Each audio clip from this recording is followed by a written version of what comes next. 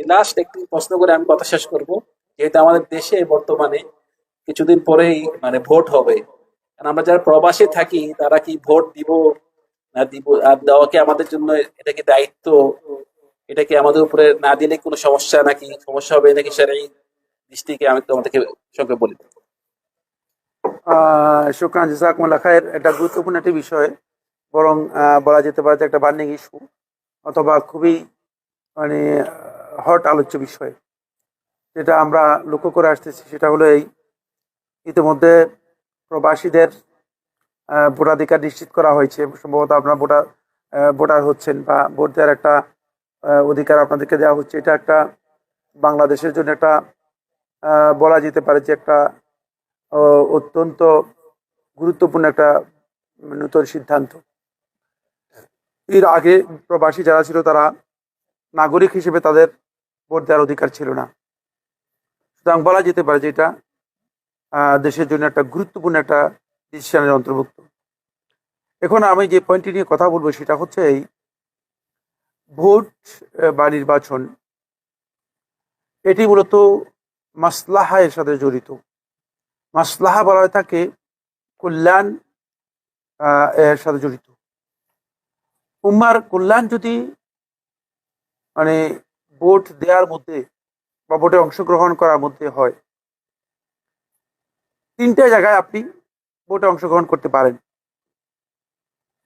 একটা হচ্ছে যখন আপনি নিশ্চিত হবেন যে এখানে ভোটে অংশগ্রহণ করলে বা ভোট দিলে মুসলমানদের কল্যাণ হবে, অকল্যাণ কম হবে। দুই হচ্ছে যদি আপনি ভোট দেন তাহলে মুসলিমরা মানে অকল্যাণ থেকে বাঁচতে পারবে, অকল্যাণ থেকে ক্ষতি থেকে বাঁচতে পারবে, মুসলমানদের ক্ষতি দূর হবে, আশঙ্কা দূর হবে। তৃতীয় হচ্ছে যদি আপনি ভোট দেন তাহলে যারা ইসলাম এবং মুসলমানদের দুশ্মন মানে তারা সেখানে সুযোগ পাবে না, তারা সেখান থেকে সরে যাবে। এই অবস্থাগুলোর মধ্যে ভোটে অংশগ্রহণ করার মাসলাহাতটা রাজিহা, মাসলাহাতটা অগ্রাধিকার পাবে। সেক্ষেত্রে আপনাদের জন্য জায়েজ আছে, আপনারা ভোটে অংশগ্রহণ করতে পারেন, ভোট দিতে পারেন। এটা শরীয়তের দিক থেকে ফরজ, ওয়াজিব, নফল, সুন্নত নয়। কিন্তু একটি জায়গায় শেখ ইবনে উসাইমিন রাহিমাহুল্লাহ তাআলা বলেছেন যে ওয়াজিব হয়ে যাবে। সেটা হচ্ছে যদি এমন হয় যে মুসলিমদের বড় ধরনের অকল্যাণ হয়ে যাবে, যদি মুসলিমরা এখান থেকে দূরে সরে যায়, বিশাল ক্ষতি হয়ে যাবে, তাহলে মুসলমানরা নিজেদের কল্যাণের স্বার্থে মানে সেখানে ভোটে তারা কি করতে হবে, বাধ্য হবে অংশগ্রহণ করার জন্য। কিন্তু যদি মুসলিমরা মনে করে যে না, আমরা ভোটে অংশগ্রহণ করব না, এখানে প্রশ্ন আসবে, সেটা হলো এই, নাগরিক হিসেবে আপনি কি মনে করেন যে শুধুমাত্র মসজিদগুলো আল্লাহর জন্য থাকুক আর মসজিদের বাইরে গোটা পৃথিবীটা শয়তানের জন্য থাকুক? এটা কি আপনি চান কিনা? আপনারা সবাই চান তো? না, এটা আমরা কেউ চাই না। বরং আল্লাহ রাসূল সাল্লাল্লাহু আলাইহি ওয়াসাল্লাম আমাদেরকে একটা তথ্য দিয়ে গেছেন, যে তথ্যটা খুবই ইম্পর্টেন্ট, সেটা আমরা জানি না, অথবা জানি কিন্তু আমরা সেটাকে সেভাবে বুঝি নাই। খুব ভালো করে বুঝেন, সেটা হচ্ছে এই, ওয়াজুইলাত লিয়াল আরদু মাসজিদা, গোটা পৃথিবীটাকে আমার জন্য মসজিদে পরিণত করে দেওয়া হয়েছে। এর অর্থ হচ্ছে এই, মসজিদে যেমন অন্যায় করা যাবে না, তেমন পৃথিবীর ভূখণ্ডেও অন্যায় করা যাবে না। মসজিদে যেমন চুরি করা যায় না, বাইরেও চুরি করা যাবে না। মসজিদে যেমন আল্লাহ তাআলার বাধ্যতা জায়েজ নেই, ঠিক পৃথিবীর বাইরেও বাধ্যতা আল্লাহ তাআলা জায়েজ নেই। সুতরাং এখানে শয়তানের জন্য যদি স্পেস ছেড়ে দেওয়া হয়, শয়তানের জন্য যদি রেখে দেন, সবটাই শয়তানের জন্য রেখে দেন, তাহলে মুসলমানরা ক্ষতিগ্রস্ত হবে। এই কারণেই মুসলমানদের মধ্যে এই ধারণা জন্মেছে, সেটা হচ্ছে এই, মুসলমানরা এই চিন্তা করতেছে যে ঠিক আছে, দেশ কাফেরদের হাতে, তা কাফেরাই চলুক, আর আমরা মসজিদ নিয়ে আসি। কিন্তু মসজিদ তো আপনি শেষ পর্যন্ত বন্ধ করে দিলে কি করবেন? আপনারা জানেন 90 বছর পর্যন্ত রাশিয়ার যেই মুসলিম দেশগুলো ছিল সবগুলোতে মসজিদ বন্ধ ছিল, ছিল কি ছিল না? হ্যাঁ, তারা কিছু করতে পেরেছিল? হ্যাঁ, ওই অঞ্চল, যে অঞ্চলে সহিহ বুখারীর লেখক ইমাম বুখারীর জন্ম, সহিহ মুসলিমের লেখক ইমাম মুসলিমের জন্ম, সুনান তিরমিজি আল জামি তিরমিজির লেখক ইমাম তিরমিজির জন্ম, ওই অঞ্চলের মানুষ, সেই অঞ্চল 90 বছর পর্যন্ত সেখানে কোরআন পড়া নিষেধ ছিল, সেখানে কোরআন রাখা নিষেধ ছিল, সেখানে মসজিদ নিষেধ ছিল, শুধুমাত্র এই কারণে যে মুসলিমরা আস্তে করে মুসলমানরা শয়তানের জন্য জায়গা ছেড়ে দিয়ে মুসলমানরা কি হয়ে গেছে, সবাই আল্লাহওয়ালা হয়ে গেছে, আলাদা হয়ে গেছে। এটা ইসলামী বিধান নয়। ইসলাম বিধান হচ্ছে অবশ্যই আল্লাহর এই জমিনে আল্লাহ রাব্বুল আলামিনের বিধানকে বলবৎ করার জন্য, প্রতিষ্ঠা করার জন্য, কায়েম রাখার জন্য আপনার যদি সামান্য চেষ্টাও কাজে লাগে, সেই চেষ্টা আপনি করবেন, সেই চেষ্টা থেকে আপনি বাইরে থাকবেন না। এখানে একটা মাসালা নিয়ে এসেছে, যে মাসালা গলদ, সেটা হচ্ছে এই, একটা হচ্ছে গণতন্ত্র, একটা ইজম, আর একটা হচ্ছে নির্বাচন, এটা হচ্ছে পদ্ধতি, দুইটা ভিন্ন জিনিস। আমাকে আসার সময় মনে করেন একটা প্রাইভেট কারে করে নিয়ে আসছে, প্রাইভেট কারে করে না নিয়ে এসে একটা মোটর সাইকেলও তো নিয়ে আসতে পারতো, ঠিক না? আসা তো হতো, মোটর সাইকেল নয়, রিক্সায় করে নিয়ে আসতে পারতো। বাহন ওয়াসাইলের ক্ষেত্রে ইসলামী শরিয়ার বিধান হচ্ছে সমস্ত উলামায়ে কেরামের ঐক্যমতে আল আসলু ফিল ওয়াসাইল আল ইবাহাতু, ওয়াসাইলের ক্ষেত্রে ইসলামের বিধান হচ্ছে, শরিয়ার মূলনীতি হচ্ছে এখানে বৈধতা। এখানে যতক্ষণ হাত্তা ইয়াদুল্লাদ দালিল ওয়ালা তাহরিম, যতক্ষণ পর্যন্ত দলিল হারাম বলতে কোন জিনিসকে নির্দিষ্ট করে দেয় যে এটা হারাম, সেটা হারাম হবে, অন্যথায় ওয়াসাইলের ক্ষেত্রে হারাম নেই। নির্বাচন হচ্ছে একটা ওয়াসাইল, মাধ্যম, এটা কোনো ইজম নয়। ইজম হচ্ছে গণতন্ত্র। গণতন্ত্রের অনেক বক্তব্য ইসলামের সাথে সাংঘর্ষিক, এবং গণতন্ত্র মূলত ইসলাম এই পশ্চিমা গণতন্ত্র যেটা আছে এটা সাপোর্ট করে না। কোন অবস্থাতেই মুসলিম ইমানদার ব্যক্তি পশ্চিমা গণতন্ত্রকে সাপোর্ট করতে পারে না, পারে না। কিন্তু আমরা সবাই সাপোর্ট করতেছি কিনা? হ্যাঁ, না না বুঝে না, বুঝেই করতেছি। আমি তো এখন দেশ গণতন্ত্র চলতেছে, এর অর্থ কি আমি কি দেশ থেকে বের হয়ে গিয়েছি? দেশ তো গণতন্ত্র চলতেছে, দেশ তো আমাকে বাধ্য করতেছে। আমি তো জাতীয় প্রেস ক্লাবে গিয়ে কথা বলি নাই, সাংবাদিক সম্মেলন করে যে আমরা গণতন্ত্র মানি না, সরকারও মানি না, এটা বলছি। এ পর্যন্ত কেউ কোন আলেম কি বলছে? কোন আলেমকে শুনছেন আপনি কথা বলতে যে আমরা দেশ যেহেতু গণতন্ত্র চলতেছে, কুফরি মতবাদ, এই কুফরি মতবাদ আমরা মানি না, সরকারও মানি না, এ কথা বলছে কোন আলেম? হ্যাঁ, বলে নাই কেন? বলতে পারবে? বলতে পারবে কিনা? না, দেশের নাগরিক হিসেবে বলতে পারবে না। তাহলে দেশদ্রোহী হিসেবে তাকে হত্যা করা হবে, দেশদ্রোহী হিসেবে তাকে হত্যা করা হবে। সুতরাং আপনি গণতন্ত্র মেনে নিয়েছেন, কিন্তু আপনি পকেটের মধ্যে সরকারি টাকা নিয়ে বসে আছেন।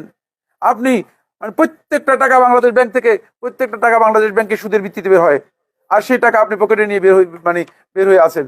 আর আপনি বলতেছেন যে ভাই সব আমরা এগুলোর সাথে আমরা নাই,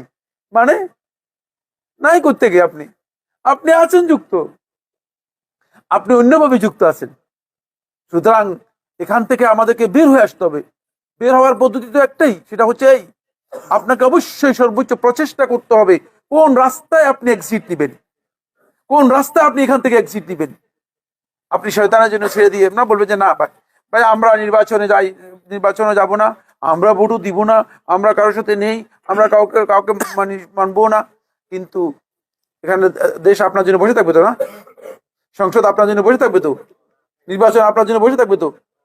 বলবে যে মক্কানগরী থেকে 25 জন বলছে যে তারা নির্বাচনে যাবে না, সুতরাং ভোট হবে না, এটা বলবে না? বসে থাকবে না, হয়ে যাবে, আপনি বাউন্ড হয়ে যাবেন, আপনি বাধ্য হয়ে যাবেন।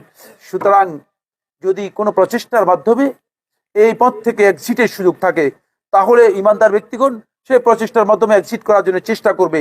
কিন্তু খেয়াল রাখতে হবে যেটা, সেটা হলো এই, যদি ইসলামের কোনো মাসলাহাত নেই, মুসলমানদের কোনো স্বার্থ নেই, এবং মুসলমানরা এর মাধ্যমে কোনো কল্যাণ হাসিল করতে পারবে না, এবং ইসলামের ক্ষতি হওয়ার কোনো সম্ভাবনা নেই, এই বিষয়গুলো যদি নিশ্চিত হন, তাহলে আপনি এখানে অংশগ্রহণ করতে বাধ্য নন, করবেনও না। কিন্তু আমরা নিশ্চিত জানি যে যদি অংশগ্রহণ না করি, আমরা ইসলামের ক্ষতি হবে কি হবে না? আপনারা কি এটা বিশ্বাস করেন কিনা? অবশ্যই ক্ষতি, বিশাল ক্ষতি হবে। মানে ইসলামের কি ক্ষতি? আমি তো বলতেছি, মানে তো মনে করতেছি যে মানে আপনি আর আমি ইচ্ছাকৃত ভাবে এর মাধ্যমে পুরো দেশটাকে শয়তানকে লিজ দিয়ে দিলাম। তুমি শয়তানকে লিজ দিলাম বলে যে তোমরা করো, অসুবিধা নেই। শয়তানদেরকে লিজ দিয়ে আমরা বসে আছি। আমরা এই চিন্তা করার কোনো সুযোগ নেই। অবশ্যই আমাদের মাথার মধ্যে এটা আনতে হবে। এবং শেখ ইবনে সাবিন রহমতুল্লাহ আমার এই চোখে দেখা, আমি শেখ রহমতুল্লাহ আলাই মানে অসংখ্য দার্সে আমি সরাসরি অংশগ্রহণ করেছি। শেখ রহমতুল্লাহ আলাই তার শরীর মুফতের মধ্যে উল্লেখ করেছেন, তার ফতোয়ার মধ্যে উল্লেখ করেছেন, এই মাসালাটি আলোচনা করেছেন। এবং আমার নিজ চোখে দেখা এই যুগের শ্রেষ্ঠ মুজতাহিদের মধ্যে শেখ একজন। এবং শেখ রহমতুল্লাহ আলাই বলেছেন যে এতে অংশগ্রহণ করা মুসলমানদের মাসলাহাতের সাথে জড়িত হলে মুসলমানরা অংশগ্রহণ করবে। আর আমি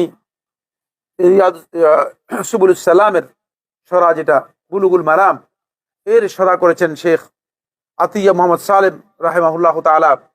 তার পরিপূর্ণ সরার মধ্যে আমি অংশগ্রহণ করেছি এবং আমি দেখেছি আতিয়া মোহাম্মদ সালেম রাহিমাহুল্লাহ তাআলাকে তিনি আহাক্কান কানা মুজতাহিদান ফিদ্দিন, এই দ্বীনের মধ্যে তিনি মুজতাহিদ ছিলেন, মুজতাহিদ পর্যায়ের আলেম ছিলেন। একাধিক আলোচনার মধ্যে তাকে মানে বলতে শুনেছি যে মুসলমানদের জন্য অবশ্যই প্রেক্ষাপটকে সামনে রেখে মুসলমানরা যদি মাসলাহাত মনে করে, মুসলমানরা অবশ্যই নির্বাচনে অংশগ্রহণ করতে পারবে এবং করবে। প্রয়োজন হলে মুসলমানরা ইসলামের স্বার্থে সেখানে অংশগ্রহণ করতে পারবে, কারণ ইসলামের কল্যাণ মুসলমানদের কল্যাণ। ইসলামের কল্যাণ নিশ্চিত করতে হলে মুসলমানদেরকে অকল্যাণ থেকে বাঁচতে হবে এবং শয়তান এবং শয়তানদের দোষরদেরকে সরানোর জন্য সর্বোচ্চ চেষ্টা মুসলমানদেরকে করতে হবে। এছাড়াও এই যুগের আলেমদের অনেক ফতোয়া এই মাসআলা, এই বিষয়ে আলেমদের রয়েছে। ফলে এই কারণেই আপনারা জানেন যে মানে কুয়েতের ওলামায়ে কেরামদের মধ্যে একটা বড় বড় ওলামায়ে কেরাম এবং কুয়েতের সলাফি আলেমদের বিশাল একটা আলেমরা তারা নির্বাচনে অংশগ্রহণ করেছেন, নির্বাচনে গিয়েছেন, নির্বাচনে অংশগ্রহণ করেছেন। সেখানে কুয়েতে তো এমনি মানে বলা যেতে পারে যে পুরো ইসলামী রাষ্ট্রই, মানে কুয়েতে তেমন কোনো ইসলাম বিরোধী কর্মকাণ্ড নেই, যদিও অল্প খুবই নগণ্য বিষয় আছে যেগুলো নিয়ে ইখতিলাফ রয়েছে লোকদের মাঝে। আর ভিন্ন আকিদার লোক আছে কুয়েতে, ভিন্ন আকিদার লোক রয়েছে, শিয়া আকিদার লোক রয়েছে। যাই হোক, কিন্তু আমাদের এখানে তো মানে ইসলামের ক্ষতি করার জন্য শত শত গ্রুপ কাজ করে যাচ্ছে। এখন আমরা যদি বলি যে আপনারা ইসলামের ক্ষতি করেন, আমরা সিনেমার মতো দেখি, আমরা কতদিন এটা দেখবো? আমরা তো দেখলাম, আমরা তো প্রায় শেষের দিকে চলে আসছি, আপনারাও শেষের দিকে চলে যাবেন। সবাই কি এইভাবে দেখিয়ে দেখিয়ে আমরা যাব না? বরং আমাদের প্রচেষ্টা যদি থাকে, সামান্য যদি আমরা নাহিয়ানিল মুনকার করতে পারি, আমর বিল মারুফ করতে পারি, এটা আমাদের করণীয়, আমরা চেষ্টা করব। কিন্তু যদি সম্ভব না হয়, আল্লাহ তাআলা যেটা পছন্দ করেন সেটাই হবে। আল্লাহর ইলমের বাইরে তো কিছুই হবে না, আল্লাহ তাআলা ফয়সালা বাইরে কিছু হবে হবে না। কিন্তু আমরা চেষ্টা করার জন্য আমাদেরকে যে নির্দেশ দিয়েছেন সেটা আমরা করব। ও আনলাইসা লিল ইনসানি ইল্লা মা সাআ, আমাদের চেষ্টাটা আমাদেরকে করতে হবে। আল্লাহ তাআলা তৌফিক দান করুন। হাজা, বারাকাল্লাহু ফিকুম। আসলে মানে এত লম্বা আমি কল্পনা করিনি যে মাশাআল্লাহ শেখের কথা এত মানে শুনতেও ভালো লাগতেছে, মনে হচ্ছে আরো প্রশ্ন করবো, কিন্তু আমি চাচ্ছি না।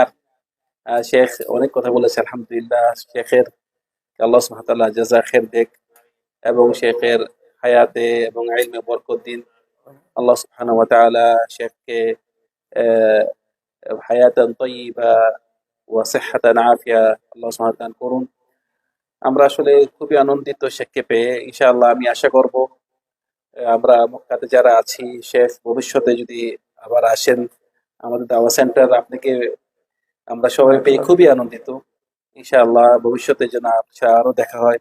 আল্লাহ সুবহানাহু ওয়া তাআলা আমাদের সবাইকে আমরা যা শুনেছি তা আমল করার তৌফিক দান করুন। সাল্লাল্লাহু আলা সাইয়্যিদিনা মুহাম্মদ ওয়া আলা আলিহি ওয়া সাহবিহি আজমাইন। সুবহানাকাল্লাহুম্মা ওয়া বিহামদিক আশহাদু আল্লা ইলাহা ইল্লা আনতা আস্তাগফিরুকা ওয়া আতুবু ইলাইক। আসসালামু আলাইকুম ওয়া রাহমাতুল্লাহি ওয়া বারাকাতুহু।